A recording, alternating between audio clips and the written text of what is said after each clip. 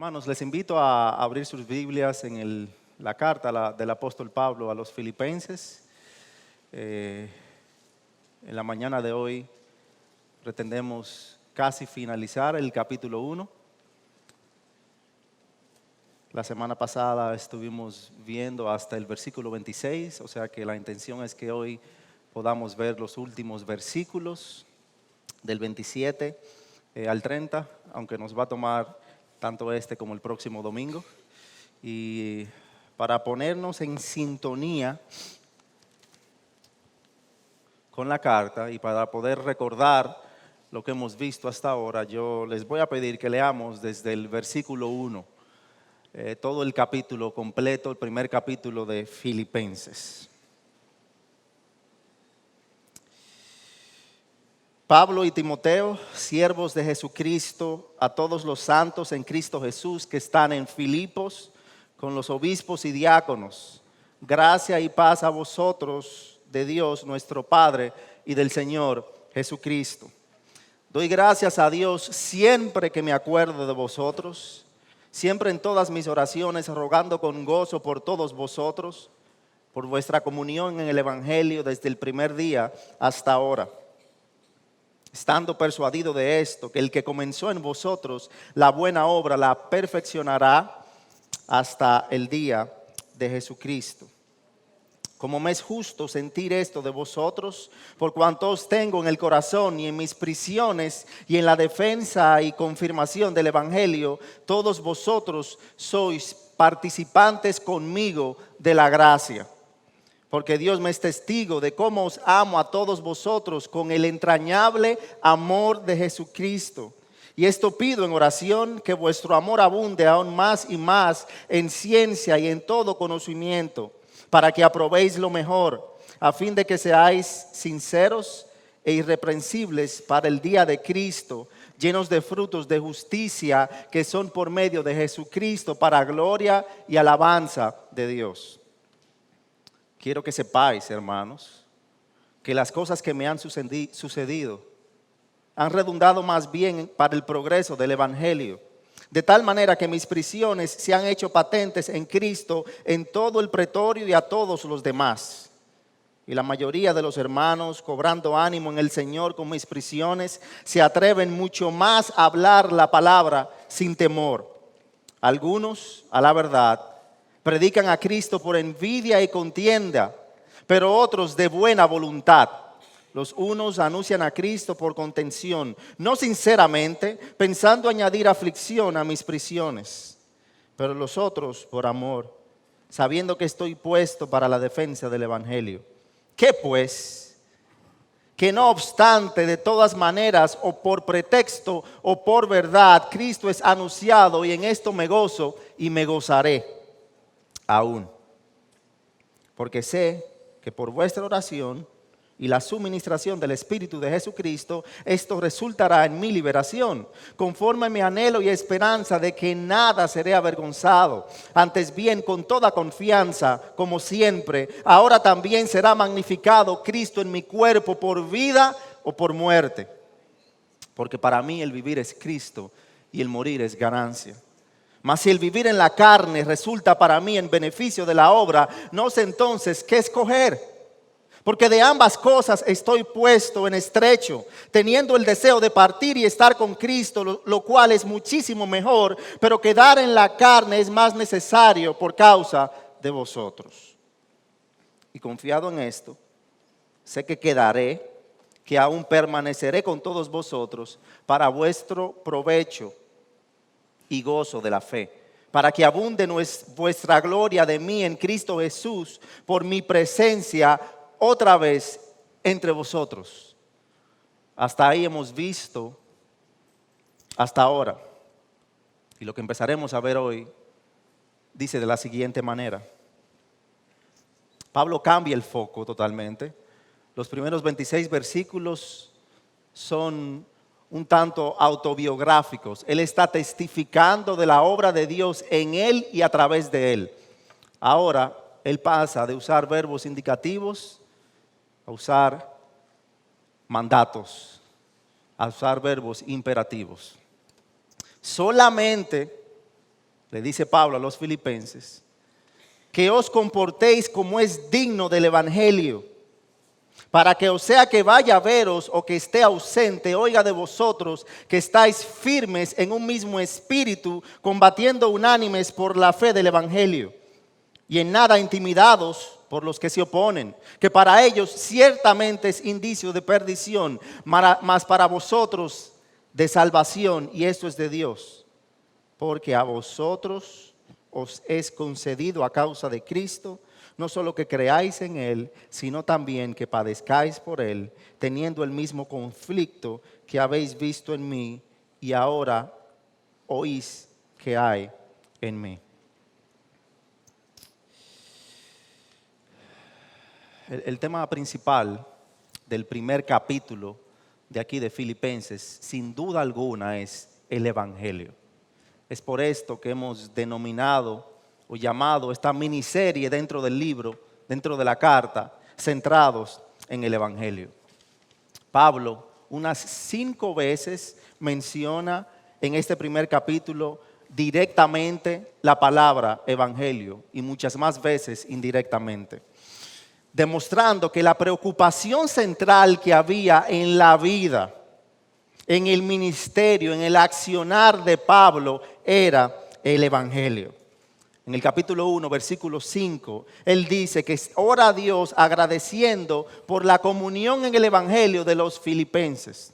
En el versículo 7, él habla de que su gozo es grande por cómo ellos participan con él en la defensa del Evangelio que él lleva mientras está en prisión.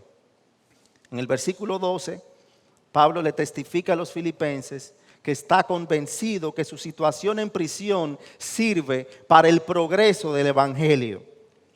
Y en el versículo 17, Pablo da testimonio de su identidad como alguien que ha sido puesto para la defensa del Evangelio. Desde el principio, aunque es una sección, los primeros 26 versículos, un tanto Pablo dando su testimonio, su biografía, él no está centrado en sus situaciones. Él no está centrado en que él está en prisión esperando por juicio. Él está centrado totalmente en el Evangelio, tanto para él como para los filipenses. Y ahora aquí, a partir del versículo 27, Pablo menciona el Evangelio una 5ª vez. Y en esta vez él cambia el foco y él centra el foco en los filipenses.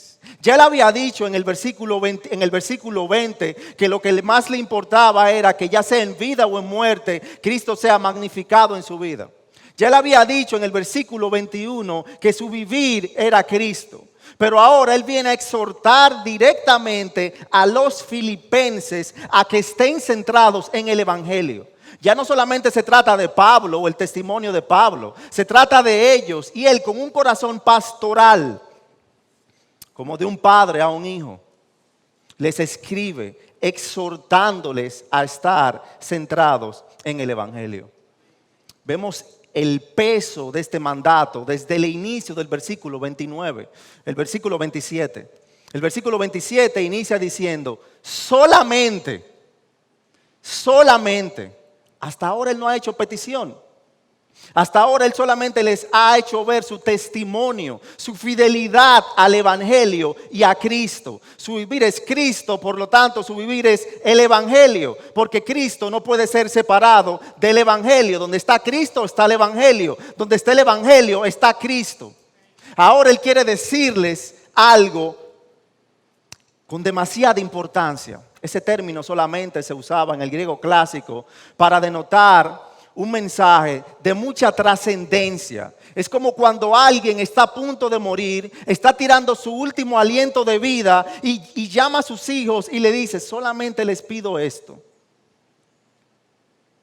Es alguien que necesita dar un mensaje sumamente importante. Y cuando dice, solamente le pido esto, queda como el silencio. ¿Y qué será lo que va a decir? Ese mismo silencio da este solamente. Solamente, ¿y qué pide Pablo? Que os comportéis como es digno del Evangelio de Cristo. Viene el primer imperativo. La primera exhortación de Pablo hacia los filipenses. El primer verbo mencionándolos directamente a ellos.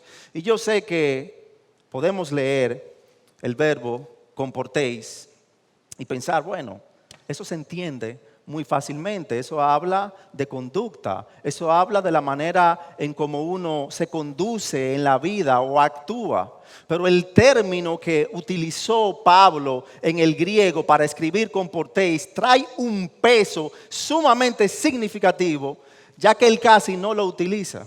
Cuando Pablo va a hablar de obediencia o de conducta, él suele utilizar el término que se traduce como caminar, como el caminar, que tu caminar sea con cuidado. Pero el término que Pablo utiliza aquí es el término griego polis, que se traduce directamente como ciudad, pero es de la raíz de donde viene nuestro término política, político, normas.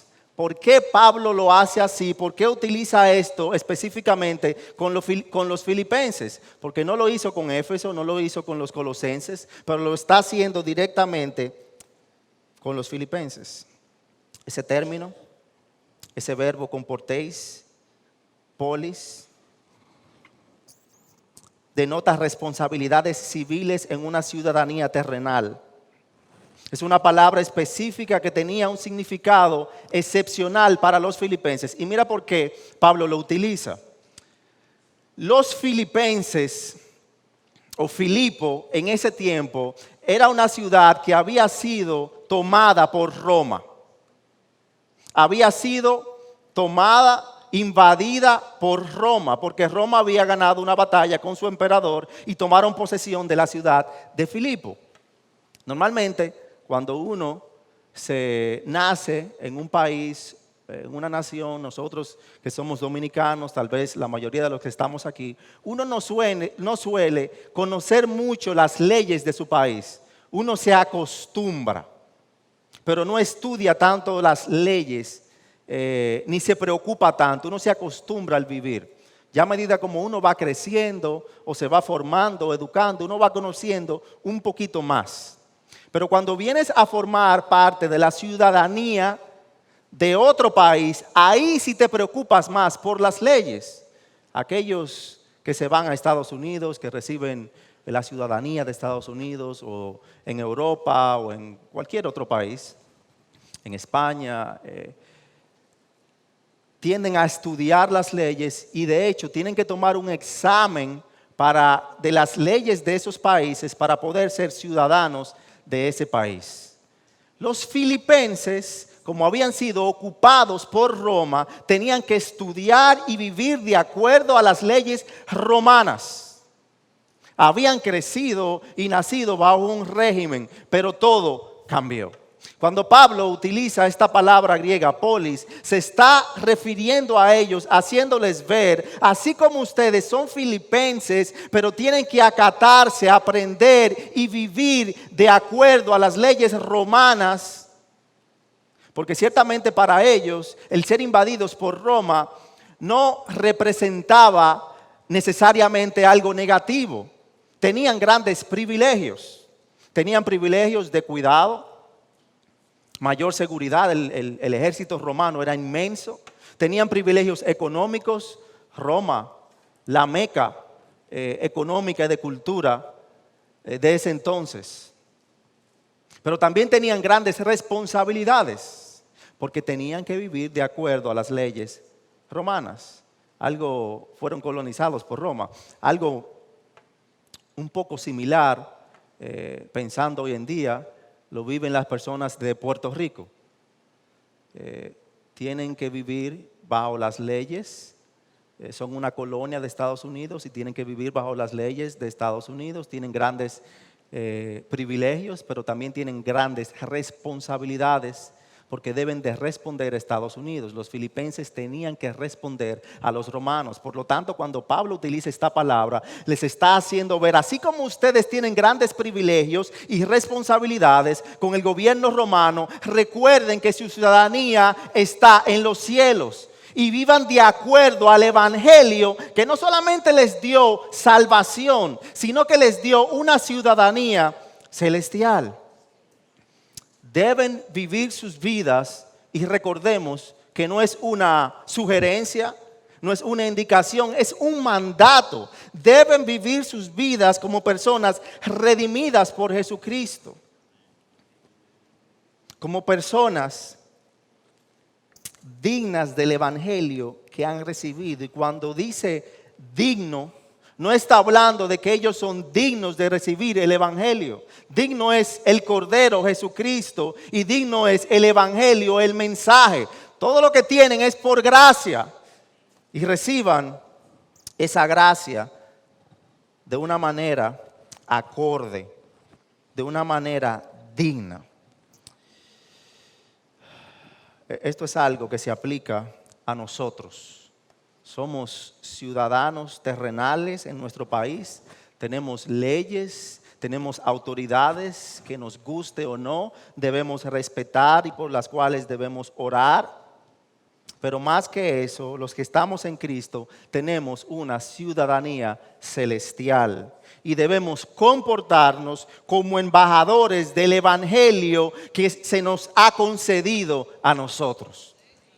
Pablo explica eso más detalladamente.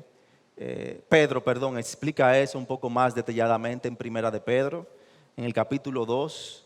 En los versículos 9 al 11, reflexionando en el compromiso que tenemos de comportarnos en la tierra como ciudadanos celestiales. Pedro dice, mas vosotros sois linaje escogido.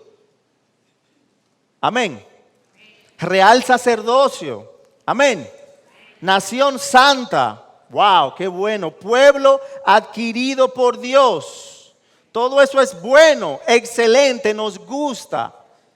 Yo soy de la realeza divina. Soy parte de la familia de Dios. ¿Pero para qué?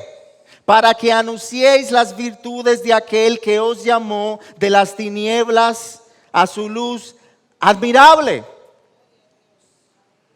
Y Pedro ahí mismo lleva a los creyentes a ver hacia atrás y hacerles ver, mira de dónde te sacó Cristo.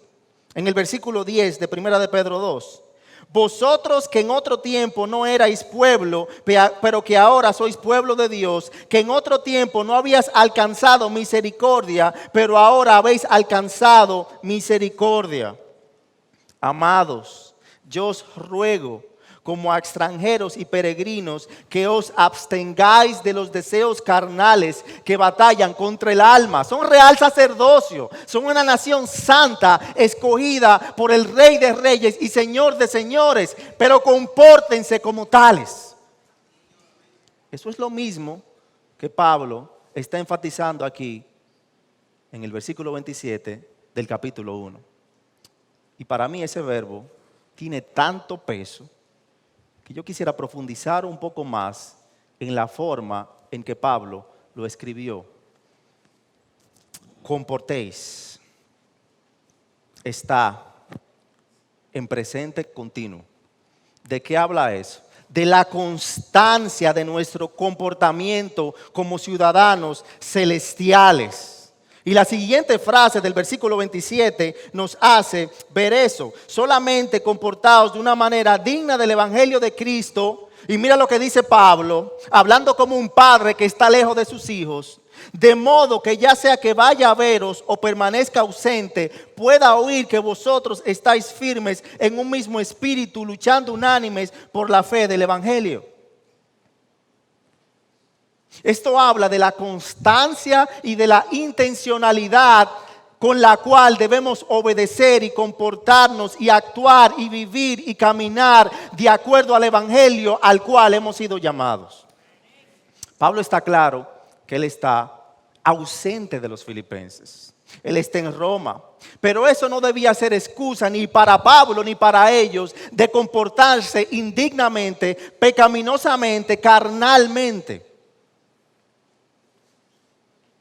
¿Cuántas historias no escuchamos de pastores y líderes que encuentran muchos de sus miembros inesperadamente actuando de una manera carnal? ¿Cuántas veces no escuchamos, bueno, yo puedo hacer esto porque el pastor no está aquí? O cuidado si hace eso, que voy a llamar al pastor. O mi hermano no está aquí. ¿Cuántas historias no hemos escuchado? A veces actuamos como los niños que tienen un reguero en la casa. No han hecho la tarea, no han limpiado, no han fregado. Y cuando ven que dan las 5, que los padres vienen por el camino, mira, recojan, compadre. Yo recuerdo en mi casa, cuando llegaba el tiempo de que papi iba a llegar, eso era hay que bañarse, hay que recoger todo, hay que esconder. Y empezamos entonces a meter el sucio por debajo de la alfombra, la ropa que está tirada donde no la puedan ver. Esa es la manera como solemos actuar muchas veces. Y pensamos que en la iglesia, que en el cristianismo, eso se va a aplicar y nos va a funcionar. A los pastores usted lo puede engañar. A tu padre tú lo puedes engañar. Tú puedes esconder las conversaciones de WhatsApp y lo que tú estás viendo en la computadora y lo que tú estás escuchando y lo que tú estás haciendo, tú lo puedes hacer. Pero a Dios no. Pero a Dios no. A Pablo, cuando él lo está diciendo aquí, a él no le interesa recibir el comportamiento de ellos solamente para él sentirse bien. No, ellos tienen que saber que a quien le van a responder en última instancia no es a Pablo, es a Dios. Viven en las manos del Dios Santo. Tú y yo vivimos en las manos del Dios Santo. Ya sea que escondamos algo, ya sea que queramos ocultar algo, Él todo lo ve, Él todo lo sabe.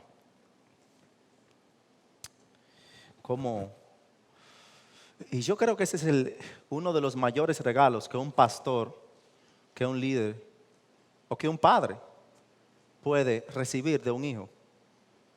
Que a sabiendas de que tú no estás, puedes saber que el compromiso de esa persona no es contigo, es con Dios. Y el escuchar, aun si estoy o no estoy, esa persona está comprometida por Dios. Es un gran gozo trae a la vida de cualquier líder.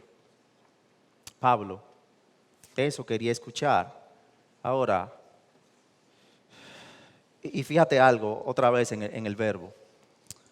Presente continuo, habla de consistencia, de que es algo, ya yo esté en la iglesia, ya esté en mi casa, ya esté en el trabajo, ya esté en la universidad, ya esté en la escuela, ya esté en mi tiempo de compartir con mis amigos, con creyentes, con no creyentes. Yo voy a comportarme como alguien que ha recibido el mensaje de salvación, como alguien que es redimido por Dios.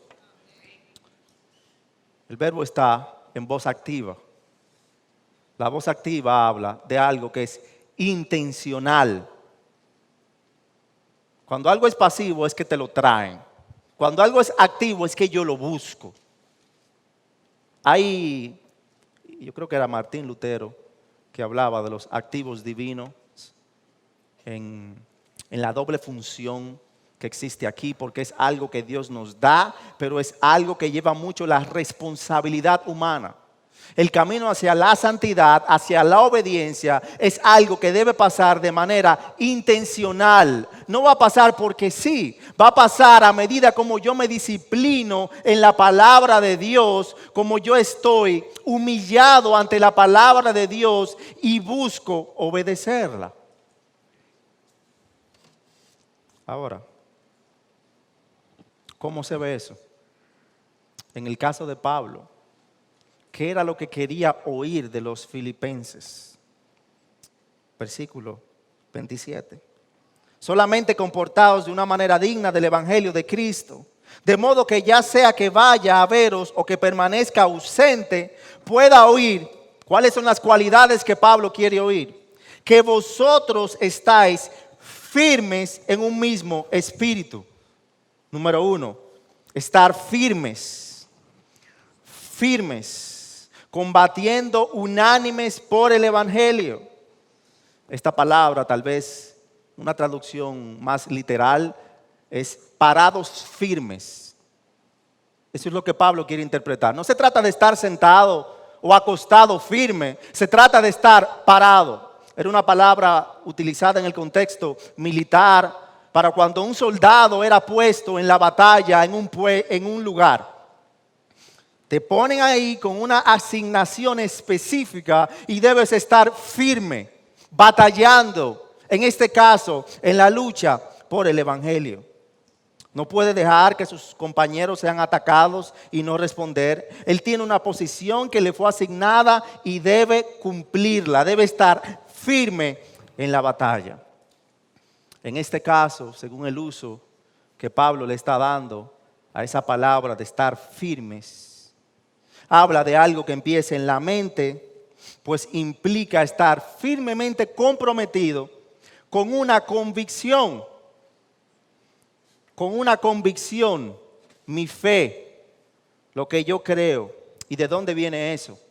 En 2 de Tesalonicenses capítulo 2, versículo 15, Pablo utiliza el mismo término y nos ayuda a entender mejor la manera como debemos estar firmes. Dice 2 de Tesalonicenses capítulo 2 en el versículo 15, Pablo utilizando el mismo término. Así que, hermanos, estad firmes y conservad las doctrinas que os fueron enseñadas ya de palabra, ya por carta nuestra. O sea que la firmeza en la cual debemos estar parados es en la doctrina, en la verdad de la palabra de Dios. Y a medida como aprendemos más la palabra de Dios, a medida como nuestra convicción crece más acerca de la palabra de Dios, nuestro espíritu es transformado y podemos estar más firmes y unidos, comprometidos con la defensa del Evangelio. En el libro de Efesios, Pablo utiliza un modo de la misma palabra de estar firmes y nos da a ver cómo esa convicción, cómo esa firmeza crece en nosotros. En Efesios capítulo 5, en Efesios capítulo 6,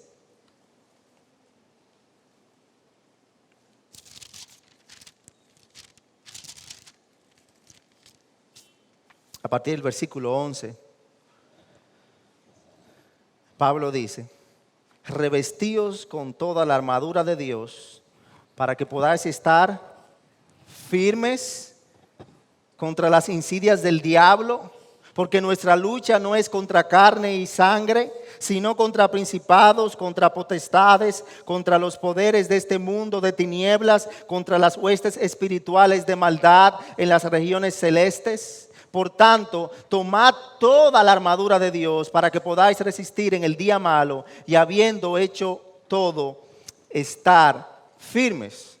O sea que nuestra firmeza, de nuevo, viene por nuestro crecer, por nuestro conocer, por aferrarnos a la palabra de Dios. Recordemos que la vida cristiana es una batalla. Y como iglesia estamos parados en el medio de la batalla y vamos a ser fuertemente atacados por las fuerzas del enemigo. ¿Y dónde debemos sostenernos? ¿Dónde debemos estar firmes? En la palabra de Dios.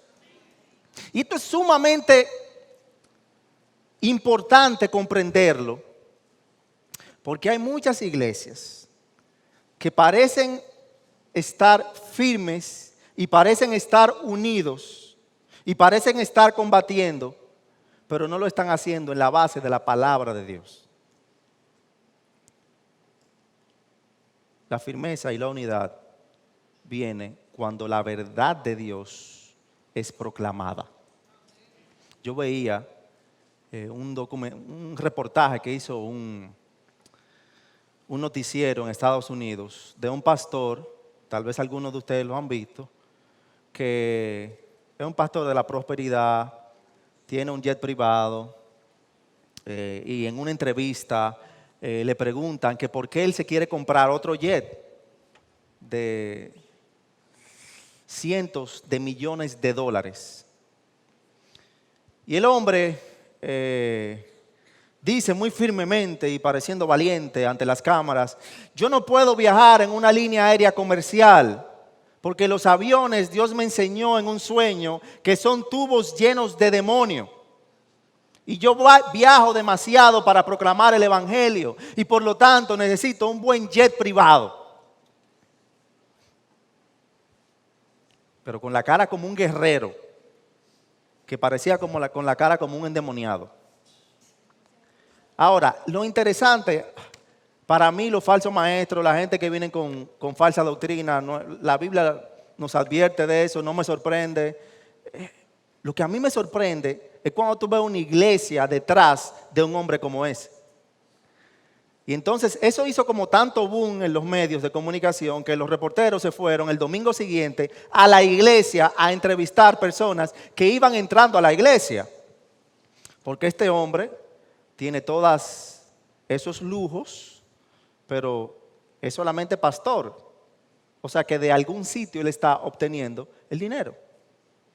Lo interesante y sorprendente para mí fue que cuando entrevistaban a las personas que iban entrando a la iglesia y los cuestionaban sobre la vida lujosa del pastor y los comentarios que había hecho, la gente lo defendía y atacaba al noticiero. Déjenos tranquilos, sabemos que esto es una batalla espiritual y estamos con nuestro pastor y estamos firmes. Y tú lo veías como si fuera un ejército que parece unido y firme. Ahora, ¿es eso correcto? No, porque lo importante es que estemos firmes, no en lo que el hombre dice, sino en lo que Dios dice. Mi convicción y mi firmeza espiritual va a depender de mi conocimiento del Dios de la palabra. Si yo no estoy creciendo en el conocimiento del Dios de la palabra, si yo no estoy creciendo en la palabra de Dios, sin obedecer en la palabra, por más firme que yo me vea, voy a caer. A ese es el tipo de firmeza a la cual Pablo se refiere. Recordemos, entre los 12 discípulos, Judas estaba unido, o eso parecía, por todo el ministerio de Jesucristo con los 12. Tenía responsabilidades grandes, pero no estaba en un mismo espíritu. ¿Por qué? Porque estaba sustentado en las mentiras de Satanás. Eso no pasó cuando le ofrecieron las monedas para que entregara a Jesús. Él no había crecido en esa convicción, por lo tanto no estaba firme. Él estaba ahí, pero no estaba unido en un mismo espíritu.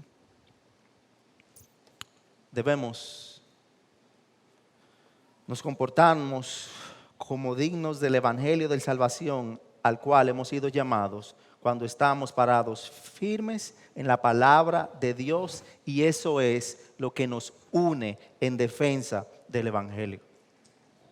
La otra cualidad a la cual Pablo apunta aquí, dice versículo 27, solamente comportados de una manera digna del evangelio de Cristo, de modo que ya sea que vaya a veros o que permanezca ausente, pueda oír que vosotros estáis firmes en un mismo espíritu,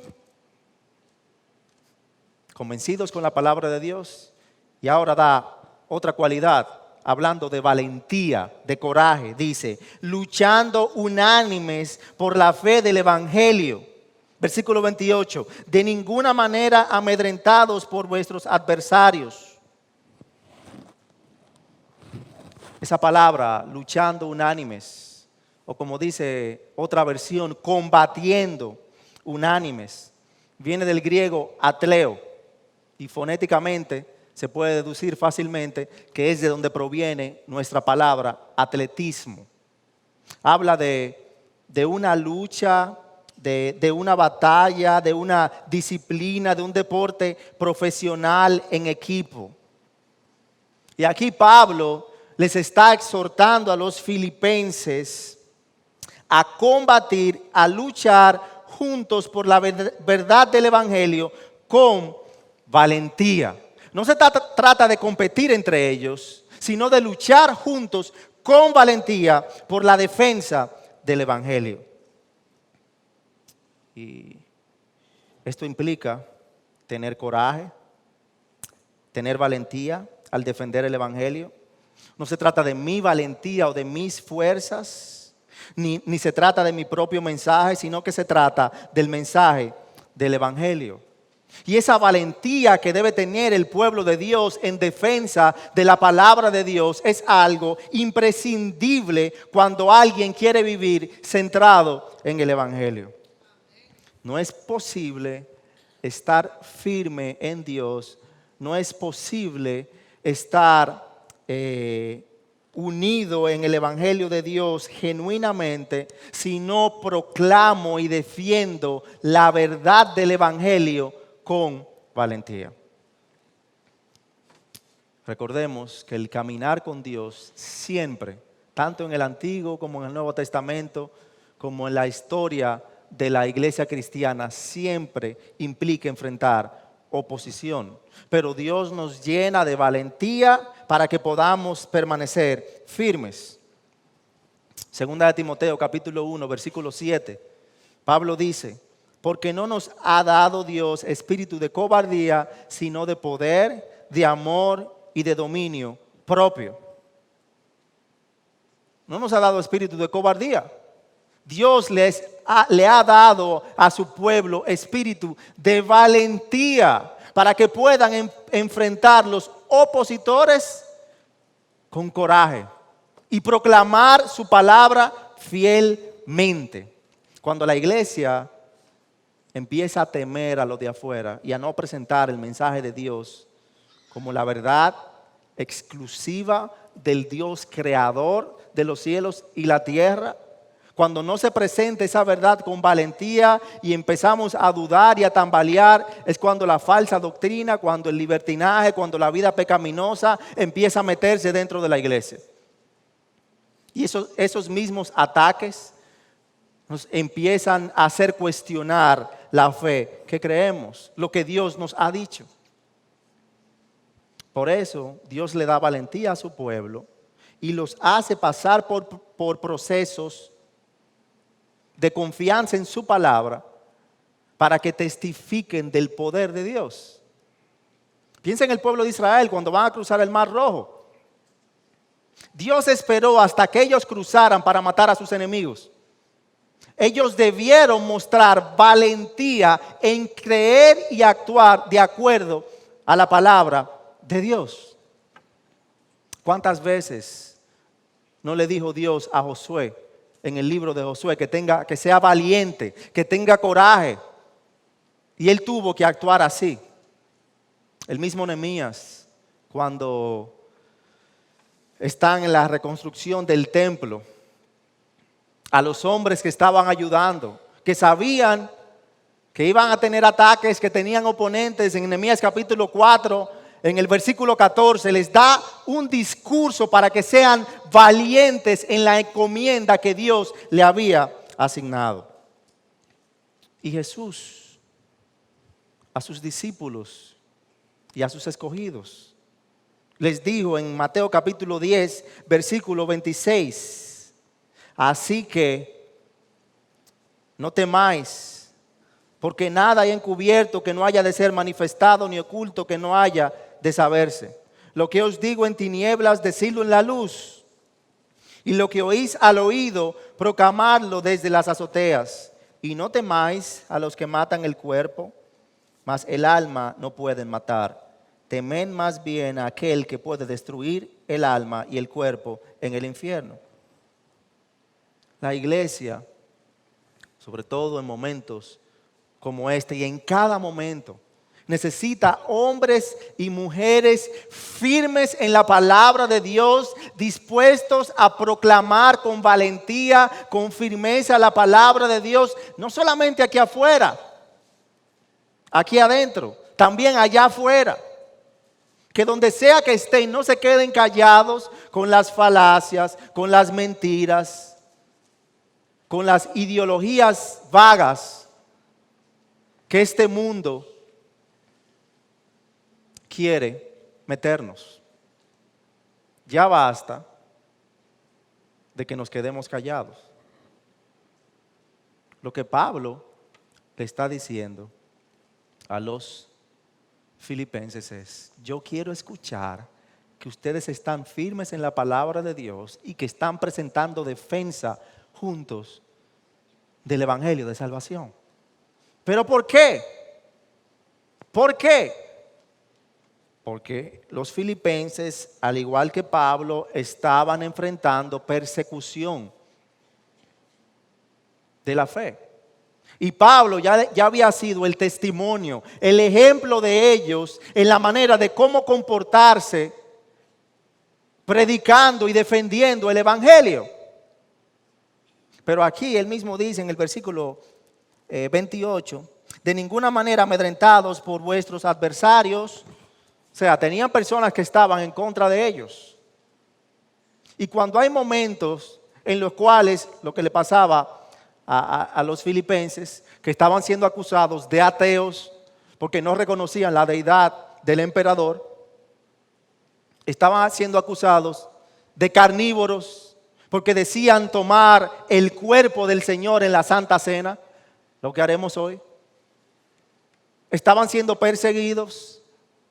Su líder, el plantador, estaba en Roma, pudiendo ser muerto a causa de la fe. Cuando eso pasa, que hay tanta persecución, se empieza a ver quién realmente está firme en la fe. Porque es muy bueno adorar y alabar en la libertad de culto, cuando todo parece bien. Pero ¿y cuando tenemos persecución?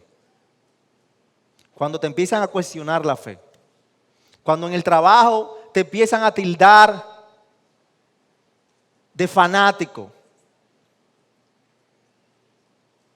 de alguien que está en el pasado, que vive algo ilógico. ¿Qué va a pasar cuando las leyes se pongan en contra de nosotros?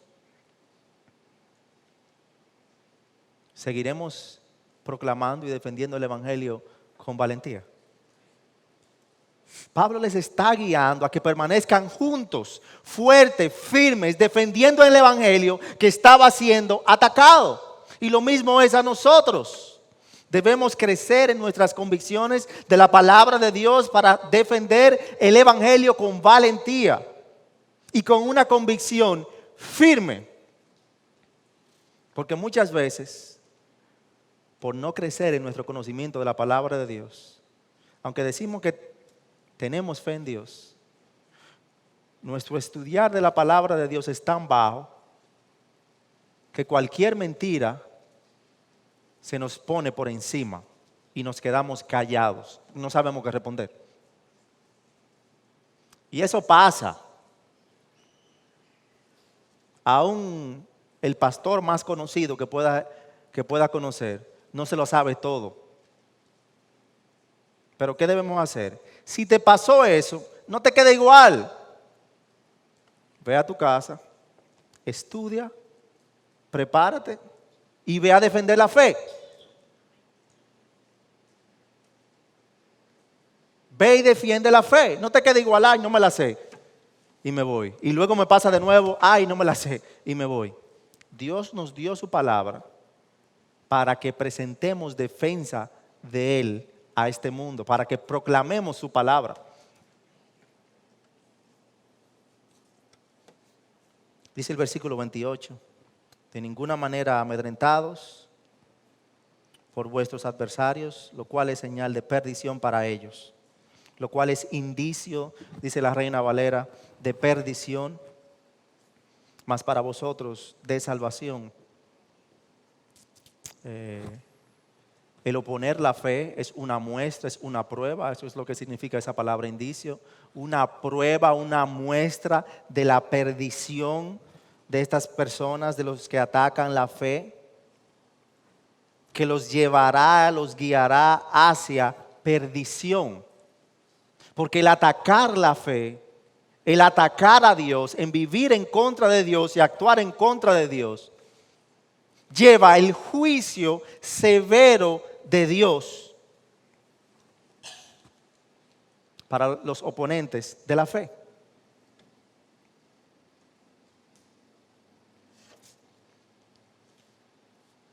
El Señor Jesucristo describió esta perdición, ese castigo, en Mateo capítulo 25, versículo 30, que recibirán el juicio, la paga, el infierno, el fuego que no cesa, aquellos que oponen la fe. Y esto es visto más claro en uno de los versículos, tal vez, o uno de los pasajes más conocidos, en Juan 3:16.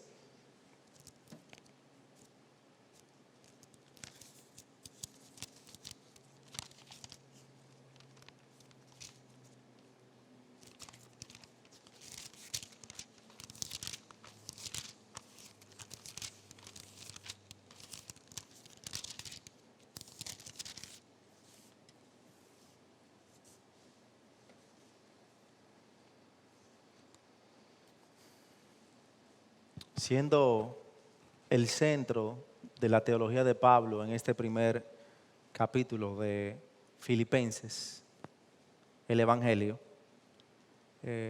este pasaje en Juan 3:16 hasta el 20 nos describe profundamente lo que ese Evangelio implica y nos hace ver tal vez más grandemente el concepto de Pablo del Evangelio, o de dónde proviene el concepto de Pablo del Evangelio. Porque de tal manera amó Dios al mundo que dio a su Hijo unigénito, para que todo aquel que en Él cree no se pierda, mas tenga vida eterna. No se pierda porque por causa del pecado lo que merecíamos era la muerte eterna. Porque la paga del pecado es muerte. Y Dios tuvo que enviar a su Hijo, que se haga hombre, que nazca de mujer y que se ofrezca en sacrificio por los pecados, obteniendo la muerte que tú y yo merecíamos. Versículo 17. Porque Dios no envió a su Hijo al mundo para juzgar al mundo en esa primera ocasión, sino para que el mundo sea salvo por Él. El Evangelio descrito. Él no envió a su Hijo Jesucristo a que venga a condenar al mundo. En el acto de redención, Cristo vino a salvar al mundo. Te hace ver tu pecado, te hace ver tu necesidad de Él, pero para salvarle. Versículo 18. El que cree en Él no es condenado. El que escucha el Evangelio de salvación, ve su necesidad de Cristo, no es condenado. Pero el que no cree ya ha sido condenado, porque no ha creído en el nombre del unigénito Hijo de Dios. El que no cree en el Hijo de Dios, el que rechaza al Hijo de Dios, el que dice yo quiero vivir mi propia vida como yo quiera, ha sido condenado. ¿A qué? Y este es el juicio, versículo 19. Que la luz vino al mundo y los hombres amaron más las tinieblas que la luz, pues sus acciones eran malas. Porque todo el que hace lo malo, y ahí va la prueba de la cual habla Pablo en el versículo 28. Porque todo el que hace lo malo, el que peca, el que está en contra de Dios, el que se opone a la palabra de Dios, odia la luz. Y no viene a la luz para que sus acciones no sean expuestas. No quiere que la luz del Evangelio ilumine su necesidad de pecado. Pero el que practica la verdad, el que practica la verdad, el que obedece la palabra de Dios, el que atesora a Cristo, viene a la luz para que sus acciones sean manifestadas, que han sido hechas en Dios. O sea que el que viene a la luz da indicio de salvación, no por modo propio, sino porque ha venido a la luz, a la verdad, que es Cristo. El que no, da indicio de perdición. ¿Cuál sería tu caso? ¿Cuál es tu condición? ¿Qué indicio, qué muestra, qué evidencia está dando tu vida ahora mismo? Porque puede ser que digas, yo no me opongo a la fe, yo no soy adversario de la fe, yo los dejo tranquilos y de vez en cuando hasta vengo a la iglesia. Y piensas, por lo tanto, yo no estoy dando indicio, no estoy dando prueba, no estoy dando evidencia de perdición. Pero si no estás viviendo de acuerdo a la palabra de Dios, si no has creído en el Hijo, si no has recibido al Hijo, estás actuando como aquel que se atrinchera en contra de la iglesia, porque no estás viviendo en la luz. Estás viviendo en la oscuridad, contrario a la palabra de Dios.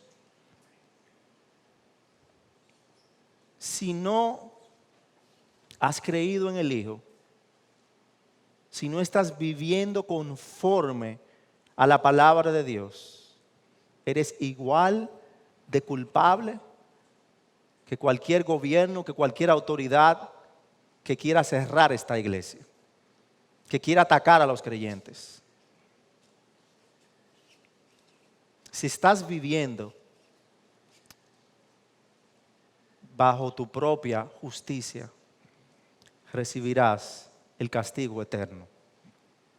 Porque así como Juan 3:16 nos dice que el Padre envió al Hijo no para juzgar, sino para salvar, Apocalipsis 20 nos dice que un día ese Hijo que no vino a juzgar en primera instancia, vendrá a recibirlo a los suyos y será el juez. Y será el juez que en aquel tiempo, en ese tiempo, sí juzgará los pecados de aquellos que no le recibieron. Es mi oración, exhortación y deseo para tu alma hoy, que tú puedas reflexionar ahí donde estás, llevar a la práctica lo que has aprendido y puedas entregarte por completo, rendir tu vida hacia el Señor Jesucristo y ponerlo como lo primero, como lo primordial, como la roca de tu vida. Que luego de escuchar el mensaje de Dios a través de su palabra, no niegues a Cristo, no rechaces a Cristo, sino que corras a Él. Él te llama hoy. Este es el momento. Él te llama hoy.